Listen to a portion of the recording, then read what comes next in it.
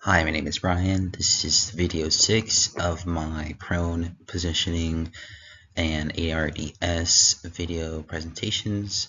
I'm just going to give my summary and overlook and just a summary of the whole project in general. So we started off with the introduction, identifying pulmonary circulation, the flowchart in which where deoxygenated blood comes from and where it heads to. So it comes from the superior inferior vena cava into the right atrium, down the right ventricle, up into the pulmonary arteries, through the lungs to get oxygenated, and out through the pulmonary vessels or the pulmonary veins to the left atrium, down the left ventricle, and out the aorta throughout the whole systemic body. We also talked about the ARDS, gave a brief description. It is a severe lung condition in which inflammation and sputum production is overtaking that lung, basically. The patient suffers from the chronic issue from that, and then defining prone positioning, why we do it, the do's and don'ts of it as well, the pulmonary blood flow.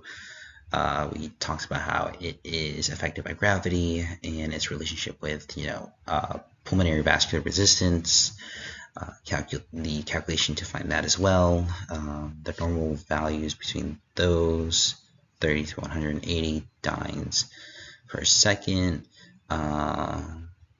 Vesali's law.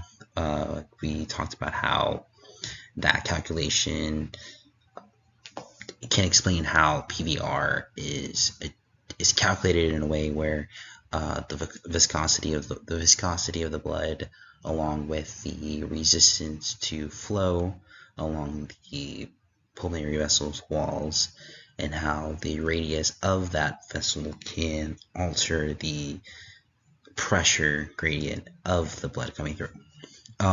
Zones 1, 2, 3, the zones in our lungs, and how Zone 1, you're not going to get as much perfusion, not as much ventilation, but the pressure there is in higher gradients.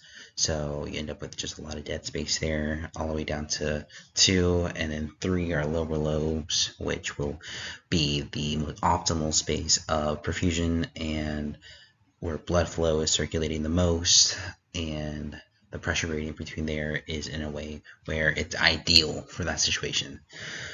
Then we talked about how the cardiac output is determined by just a few of these, which would be ventricular preload, the action of blood filling in those ventricles, and then the afterload, basically the amount of pressure that is needed for that blood to be shot outwards from the heart of those ventricles, and the myocardial contractility, how hard or how much that heart is squeezing to pump that blood out, and how fast, basically. We discussed ARDS. We went into a deep dive of all of its anatomical alterations, to its clinical manifestations, to the general management. ARDS can greatly reduce the lung volumes of the person as well. It can cause obstructions. It can lead to other pulmonary fibrosis, pulmonary edema, any type of swelling to occur, even scarring in the worst cases. So we even talked about clinical management of it as well. We looked at some chest radiographs, CT scans, before and after, before, during, and after for those patients that suffer with ARDS. Even talking about what it looked like before proning the patient, and how we saw a difference in those. We saw a difference in those aerations for the lower part of the posterior part of the lungs. We also talked about how the ARDS net protocols and what is the usual criteria for that. The ventricular my apologies, the ventilator settings and the initial settings, and what to expect for whatever FiO2 you're needing or whatever PEEP level you're needing. The indications for prone positioning of patients with ARDS. We talked about how if they're having trouble with oxygenation, or if they have any source of CT or chest radiographs, bilateral infiltrates that include pulmonary edema or show to that in any of those clinical criteria as well. We also talked about the contraindication to prone positioning, what you do not want to happen if they're going through this. This is not something that they need to do. Preterm considerations and the role of respiratory therapists in prone position therapy. Basically, what is the procedure? What is the protocol?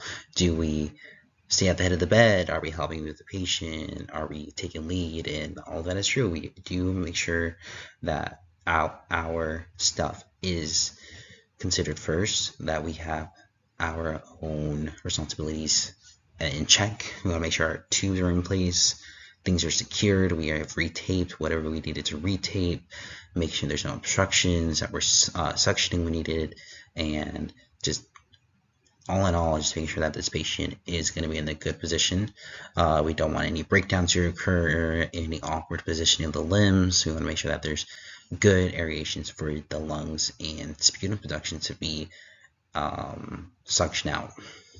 We also want to make sure that there is, a checklist and components, or if it's available, a roto prone bed, which is, in theory, it looks like it's a great piece of medical equipment if you are an RT that's working on its own, or a nurse is too busy to come help and this is something that you need to do right away, then that would definitely come in handy. You just strap them on, make sure your lines and all your circuits are good, everything is checked well before you start the procedure, in which you prone him or her, depending on who you're working with, and the implications there. So personal reflections.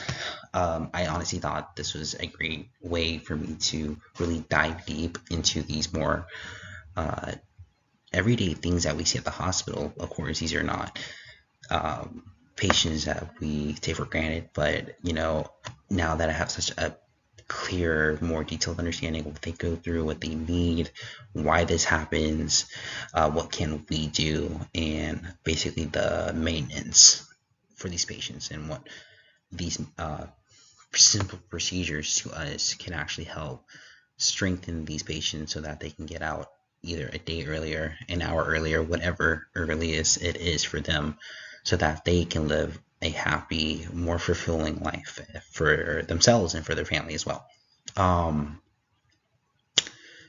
These are my sources. We have a bunch from National Institute of Health. I felt as though I grabbed a lot of their information. They had a great summary. They were able to really dive deep into those more pressing issues that felt like were very detailed. I wasn't able to really look, wasn't able to find more of an understanding anywhere else.